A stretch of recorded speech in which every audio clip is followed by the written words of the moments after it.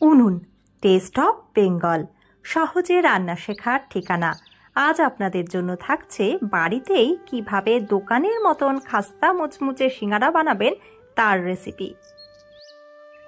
আর এর জন্য আমি প্রথমে ময়দা মাখিয়ে নিচ্ছি। এখানে 3 কাপ ময়দা খুব ভালো করে চেলে নিয়ে তাতে সামান্য লবণ, হাফ টেবিল চামচ চিনি আর 2 টেবিল চামচ রিফাইন তেল ভালো করে মাখিয়ে নিচ্ছি।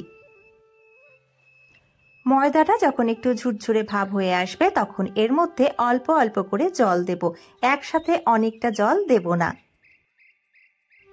আমার কাছে আজকে খাবার সোডা নেই তাই দিইনি, কিন্তু আপনারা দেবেন, মানে যখন ময়াম দিচ্ছেন অর্থাৎ নুন চিনি তেল দিচ্ছেন তখনই ময়দার মধ্যে 1 চিমটি খাবার সোডা দিয়ে দেবেন। এতে করে সিঙ্গারা হবে একদম দোকানের মতন খাস্তা। ময়দা মাখানো হয়ে গেছে, এবারে আমি সিঙ্গারার সবজিটা বানিয়ে নেব। সবজির জন্য এখানে নেওয়া হয়েছে আলু, গাজর, টমেটো, মটরশুঁটি, ফুলকপি। শীতকালের সিঙ্গারাতে কিন্তু এই ফুলকপি আর মটরশুঁটির স্বাদটা খুব ভালো লাগে। সব সবজি মানে টমেটো বাদ দিয়ে অন্যান্য সবজিগুলো সামান্য নুন হলুদ দিয়ে প্রেসার কুকারে একটা হুইসেল দিয়ে সেদ্ধ করে নেওয়া হলো। আর তারপর কড়াইতে 2 টেবিল চামচ রিফাইন তেল দিয়ে তাতে 5 ফোড়ন আর শুকনো লঙ্কা ফোড়ন দিয়ে সব সবজিগুলো ভেজে নেওয়া হচ্ছে। এই সবজিগুলো ভাজার সময় বা কষানোর সময় এর মধ্যে একটুও জল দেব না, কারণ সিঙ্গারার সবজিটা যদি শুকনো না থাকে তাহলে কিন্তু সিঙ্গারার পুর ভরার সময় অসুবিধে হবে। সবজিগুলো 1 থেকে 1.5 মিনিট ভাজা হয়ে গেলে এর মধ্যে দিয়ে দেব 1 চামচ মতো আদা জিরে বাটা, সামান্য হলুদ, লঙ্কার গুঁড়ো আর হাফ চামচ মতন চিনি। এতে করে কিন্তু নুন, ঝাল আর চিনির ব্যালেন্সটা খুব ভালো মতন হবে।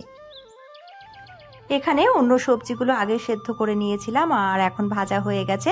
পরে আমি টমেটো কুচি দিয়েছিলাম, মানে তেলে যখন অন্য সবজিগুলো ভাজলাম তখন তার মধ্যে টমেটো কুচি দিয়েছিলাম। টমেটো কুচিটা অপশনাল, আপনারা চাইলে নাও দিতে পারেন। সবজি রেডি হয়ে গেছে, এবারে আমি সিঙ্গারা বানিয়ে নিচ্ছি। সিঙ্গারা আজকে আমি প্রথম বানানো দেখছি এবং সিঙ্গারা আমাদের বাড়িতে আজ প্রথম তৈরি হচ্ছে। সিঙ্গারা আমি বানানো শিখছি আমাদের সোনালিদির কাছে।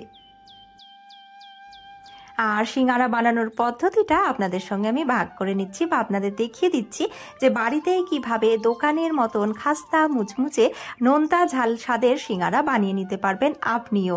আমাদের সোনালিদি খুবই ভালো রান্না করে, আমি মাঝে মধ্যে দিদির কাছ থেকে নানান রান্না শিখে থাকি।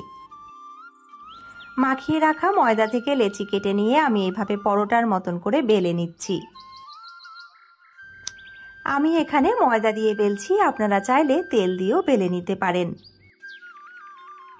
তবে খেয়াল করবেন এই রুটিটা যেন খুব পাতলা বা মোটা বেলা না হয়, কারণ যদি বেলা পাতলা হয় তাহলে কিন্তু সিঙ্গারায় পুর ভরার সময় রুটিটা ছিঁড়ে যেতে পারে। আবার মোটা যদি বেলা হয় তাহলে কিন্তু সিঙ্গারা ভাজার পরেও সিঙ্গারার মাঝখানে একটু কাঁচা ভাব থেকে যেতে পারে।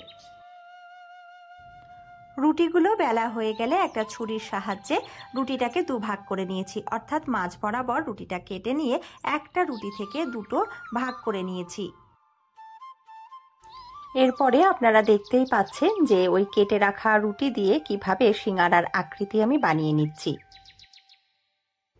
খুবই সহজ। রুটিটাকে অর্ধেক করে কেটে নিয়ে তারপর কাগজের ঠোঙার মতন একটা আকৃতি করে তার মধ্যে তরকারি বা পুর দিয়ে এইভাবে মুখটা বন্ধ করে নিচ্ছি। আর দেখুন, দেখতে দোকানের মতোই সুন্দর হচ্ছে এই সিঙ্গারাগুলো।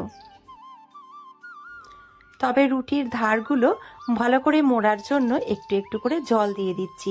এতে করে সিঙ্গারাটা ফেটে যাবে না বা ভেতর থেকে তরকারি কিংবা পুর বেরিয়ে আসবে না। স্বাদ বাড়ানোর জন্য সিঙ্গারার সবজির মধ্যে আপনি পনিরের টুকরো কিংবা নারকেলের টুকরো বা বাদাম ভাজাও দিতে পারেন। একই পদ্ধতিতে আমি অন্য সিঙ্গারাগুলো বানিয়ে নিচ্ছি।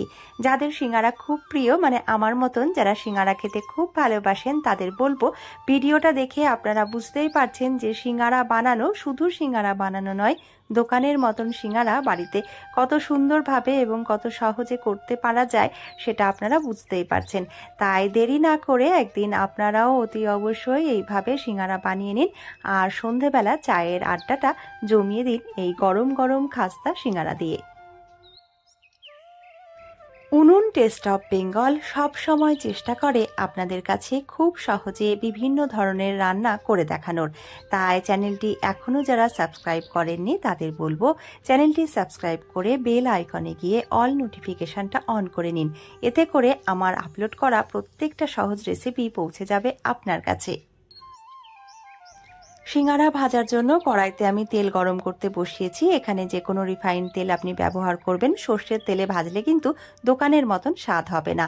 আর সিঙ্গারা সবসময় ডুবো তেলে ভাজতে হবে, মানে যেরকম আমরা লুচি ভাজি সেরকম ডুবো তেলের প্রয়োজন। তাই তেলটাও আমি এখানে অনেকটা বেশি দিয়েছি।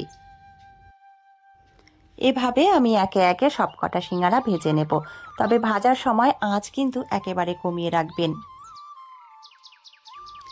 আঁচ কমানো না থাকলে সিঙ্গারার উপরটা দেখে মনে হবে যে ভাজা হয়ে গেছে বা মুচমুচে হয়ে গেছে, খাস্তা হয়ে গেছে, কিন্তু যখনই আপনি সিঙ্গারায় একটা কামড় দেবেন তখন খেয়ে বুঝতে পারবেন যে ভেতরে পুরোটা কিন্তু ভালোভাবে ভাজা হয়নি। তাই আঁচ বাড়িয়ে কখনো ভাজবেন না।